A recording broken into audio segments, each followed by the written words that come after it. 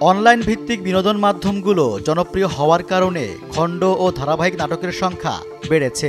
উৎসব ছাড়াও এবছর অসংখ্য নাটক প্রকাশিত হয়েছে ইউটিউবে।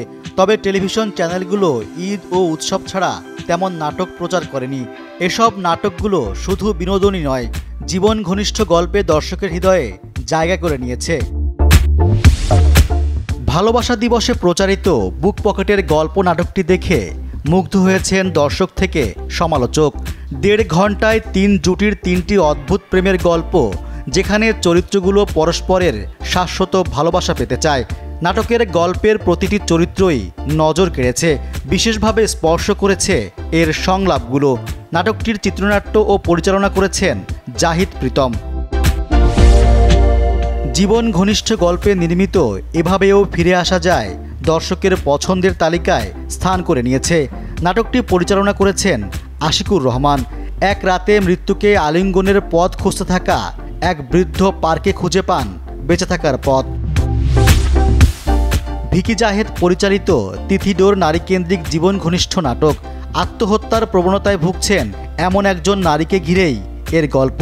তাদের কারণে সমাজে এবং পরিবারের ওপর যে প্রভাব পড়ে তা তুলে ধরার চেষ্টা করা হয়েছে। পক্ষাঘাতগ্রস্ত মায়ের প্রতি সন্তানের অকৃত্রিম ভালোবাসা ফুটিয়ে তোলা হয়েছে শেষমেশ নাটকে, যা দেখে দর্শক আবেগ ধরে রাখতে পারেননি। এটি পরিচালনা করেছেন কাজল আরেফিন অমি। মিজানুর রহমান আরিয়ান পরিচালিত ফুলহাতা শার্ট ট্রেন্ডিংয়ে ছিল।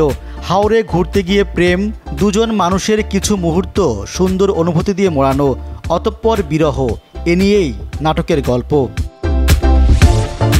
হৃদয়স্পর্শী নাটক আপনারা আমাকে শুনুন দর্শকের অনুভূতিকে নাড়া দিয়েছে। এর কাহিনী মূলত জীবনের উত্থান পতন, সুখ দুঃখ এবং পরিবারকে একত্রিত রাখার সংগ্রামের ওপর ভিত্তি করে গড়ে উঠেছে। এটি পরিচালনা করেছেন সাইদুর ইমন। নাপিতের পেশায় জীবিকা নির্বাহ করা একজন নারীকে কেন্দ্র করে নরসুন্দরী নাটক বানিয়েছেন রাফাত মজুমদার রিঙ্কু। বাস্তব ঘটনা থেকে অনুপ্রাণিত হয়ে এটি নির্মাণ করেছেন তিনি।